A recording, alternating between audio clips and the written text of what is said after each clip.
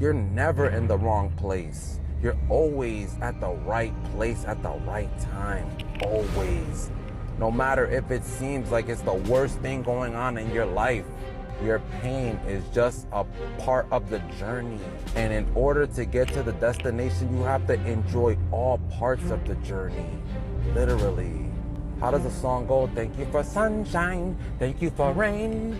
Thank you for happy. Thank you for pain. It's the truth. Happy and pain, it's an emotion that wants to be felt by a human vessel. We're spirits having a human experience. We still have the vessel.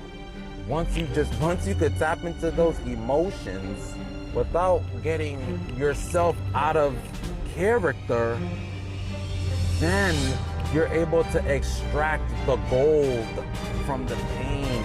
There's so much beauty in the pain, believe it or not. I know it sounds so crazy and also cliche, but at the same time, there is truth to that.